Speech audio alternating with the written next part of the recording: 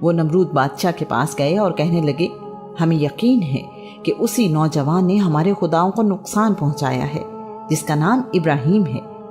لوگ خوشیاں مناتے رہے کہ ہمارے خداؤں نے گستاخ کا کیا حشر کر دیا، اس نے ہمارے خداؤں کو جھوٹا کہا تھا۔ انہیں کیا معلوم کہ اللہ کا پیارا بندہ تو اپنے رب کی حفاظت میں ہے۔ آج کا عنوان ہے، بے شک یہ بہت بڑی آزمائش تھی۔ عرب کی تہذیب میں بیان کیا جا چکا ہے کہ عرب میں بیٹے کی قربانی سب سے عظیم قربانی سمجھی جاتی تھی۔ اپنی خواہش سے بھی بیٹا قربان کرنا آسان نہیں تھا۔ اس موقع پر بڑے بڑے بہادر کانپنے لگتے تھے۔ یہ لمحات نہ تو باپ کے لیے آسان ہوتے نہ بیٹے کے لیے، اور ماں تو سوچا کرتی تھی کہ میں اس لمحے سے پہلے مر کیوں نہیں گئی۔ انسان کو خدا کی راہ میں قربان کر دینا اس زمانے میں پایا جاتا تھا۔ آج کے دور میں ہمیں یہ بات بڑی عجیب اس لیے محسوس ہوتی ہے کہ اللہ کریم نے اس بات سے منع کر دیا، بیٹے یا بیٹی کی قربانی نہیں کی جا سکتی۔ اسماعیل کی عمر 13 سال ہوئی تو ان کے والد اللہ کے نبی ابراہیم فلسطین سے ان کے پاس آئے۔ اس وقت ابراہیم کی عمر 99 سال تھی۔ حتمی طور پر دونوں کی عمر کے متعلق معلوم نہیں ہو سکا۔ ابراہیم نے اپنے بیٹے سے کہا، میں نے ایک خواب دیکھا ہے کہ میں تمہیں ذبح کر رہا ہوں۔ مجھے اللہ کریم نے اپنی سب سے قیمتی چیز اللہ کی راہ میں قربان کرنے کا حکم دیا ہے۔ تم بتاؤ تمہارا اس بارے میں کیا خیال ہے؟ تصور کریں کہ ایک بوڑھے باپ کو اپنے بیٹے کی قربانی کا حکم دیا جا رہا ہے، اس وقت جبکہ اس باپ کی اور کوئی اولاد نہیں ہے۔ یہ کیسی آزمائش تھی اللہ کے نبی کے لیے۔ اسماعیل نے نہایت ادب کے ساتھ جواب دیا، ابا جان، آپ کو جس بات کا حکم دیا گیا ہے آپ اسے پورا کریں۔ اللہ نے چاہا تو آپ مجھے صبر کرنے والوں میں سے پائیں گے۔ اللہ کا برگزیدہ نبی اپنے بیٹے سے کس معاملے میں رائے لے رہا ہے؟ جان کی قربانی کے لیے۔ بیٹا بھی آنے والے وقت کا نبی ہے۔ جواباً عرض کی، ابا جان، جیسے آپ کا حکم۔ یہ فیضان نظر تھا یا کہ مکتب کی کرامت تھی؟ سکھائے کس نے اسماعیل کو آداب فرزندی؟ کیا اسماعیل باپ کے حکم کا ادب کسی درس گاہ سے سیکھ کر آئے تھے، یا ان کے والد کی نظر کا کمال تھا جو سب سیکھ گئے؟ کیا یہ کہنا آسان ہے؟ کیا یہ سننا آسان ہے؟ کیا اکلوتے بیٹے کو قربان کرنا آسان ہے؟ کیا قربان ہونے کے لیے تیار ہونا آسان ہے؟ قربان کرنے کا حکم اس وقت دیا جا رہا ہے جب بیٹا نوجوانی میں داخل ہو چکا ہے۔ اللہ کریم کے الفاظ میں، جب وہ اپنے باپ کے ساتھ دوڑنے کے قابل ہوا۔ اپنے باپ کی اکلوتی اولاد ہے، باپ کی آخری عمر کا سہارا ہے، جس کے لیے ابراہیم نے اللہ کریم سے دعا مانگی۔ اللہ کریم نے اس دعا کے جواب میں انہیں ایک نرم دل بیٹے کی خوشخبری دی۔ بعد کے زمانے میں سیدہ سارہ سے اللہ کے نبی اسحاق پیدا ہوئے۔ اللہ کا پیارا بننا آسان نہیں۔ جتنا کوئی اللہ کے قریب ہوتا ہے اسے اتنی ہی زیادہ آزمائشیں دیکھنا پڑتی ہیں۔ ابراہیم نے چھری لی اور بیٹے کو لے کر دور وادی مینا، اسی وادی میں جہاں حج کے دنوں میں حاجی قیام کرتے ہیں، چلے آئے۔ مینا کی وادی مکہ سے 7 کلومیٹر دور شمال مشرق میں واقع ہے۔ یہ 7 کلومیٹر اس وقت طے کرنا کتنا بھاری ہوگا؟ یہ 7 سمندر طے کرنے سے کم نہ تھا۔ ہر قدم اٹھانا مشکل تھا۔ اللہ کریم نے اس کو اپنے حرم کی حد مقرر کر دیا۔ شیطان، جس نے آدم کو سجدہ کرنے سے انکار کیا اور دعویٰ کیا تھا کہ میں اللہ کے بندوں کو گمراہ کروں گا، اسی لمحے کے انتظار میں تھا۔ اس نے سوچا کہ اللہ کے نبی پر وار کرنے کے لیے اس سے بہتر موقع ہاتھ نہیں آئے گا۔ ابراہیم کے کان میں سرگوشی کی، یہ تو صرف آپ کا خیال ہے، کوئی حکم نہیں۔ بھلا کوئی بیٹا بھی قربان کرتا ہے؟ آپ کا تو بیٹا بھی ایک ہی ہے، بڑھاپے میں اولاد ملی ہے، سعادت مند اور خوبصورت اکلوتا بیٹا۔ ایسا نہ کریں، ابھی بھی وقت ہے، رک جائیں۔ یہ ایک خواب تھا، حکم تو نہیں۔ شیطان کا وار تھا تو بہت سخت، لیکن اللہ کے نبی ابراہیم کے ارادوں اور رب پر ان کے ایمان کو ختم نہ کر سکا۔ ابراہیم نے شیطان کو دھتکارا اور ایک کنکر اسے مارا۔ شیطان نے جب دیکھا کہ ابراہیم کو اللہ کریم کی رحمت نے مجھ سے محفوظ رکھا ہے تو اس نے اپنی سوچ کے مطابق آسان نشانہ ڈھونڈا۔ اسماعیل کے پاس گیا اور کہنے لگا، بھلا اس عمر میں کوئی خواب سن کر جان دیتا ہے؟ ابھی تو تمہاری لمبی زندگی باقی ہے، جوانی تو ابھی تم نے دیکھی بھی نہیں، تمہیں مجھ جیسا ہمدرد نہیں ملے گا، اچھا موقع ہے یہاں سے بھاگ جاؤ۔ باپ کبھی بیٹوں سے ناراض نہیں رہتے، کچھ دن بعد سب ٹھیک ہو جائے گا۔ اسماعیل بھی شیطان کے بہکاوے میں نہ آئے اور شیطان کو ایک کنکری اٹھا کر ماری۔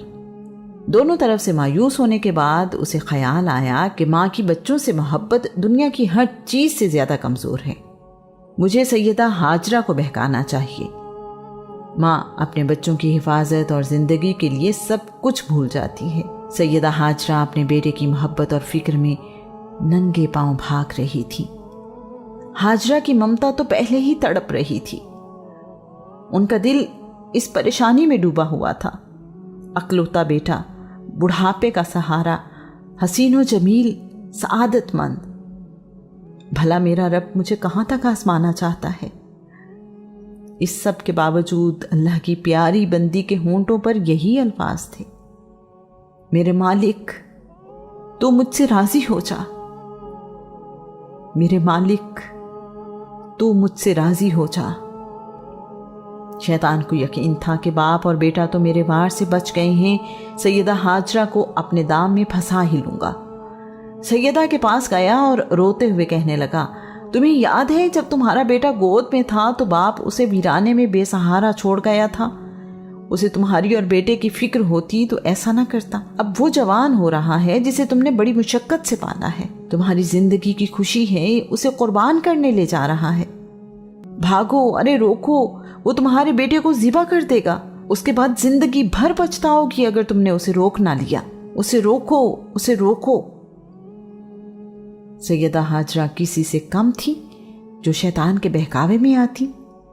وہ ایک نبی کی بیوی اور آنے والے وقت کے نبی کی ماں تھی۔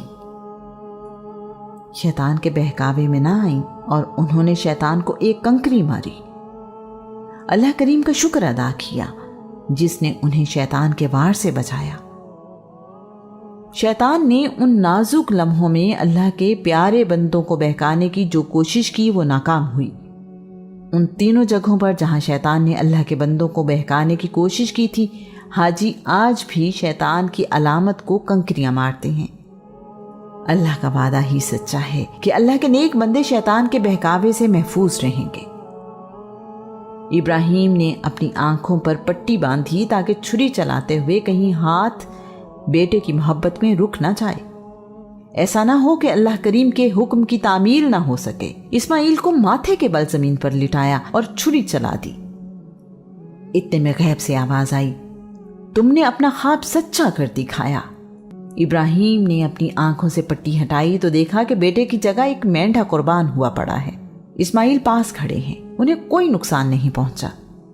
ابراہیم، تم نے اپنا خواب سچ کر دکھایا، ہم نیک لوگوں کو ایسا ہی بدلہ دیا کرتے ہیں۔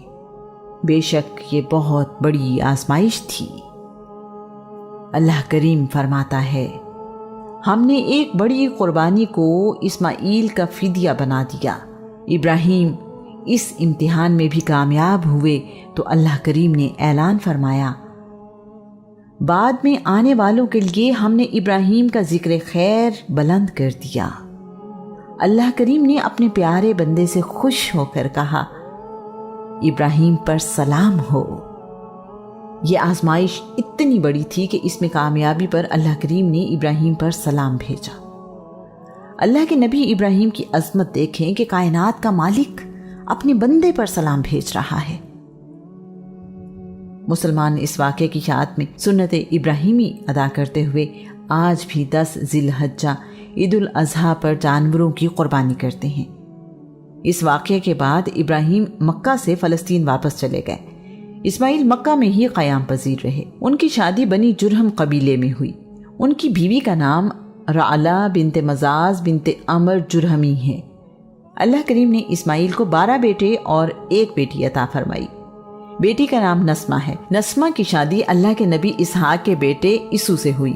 ان کے 3 بیٹے ہیں جن کے نام روم، فارس اور اشبان رکھے گئے۔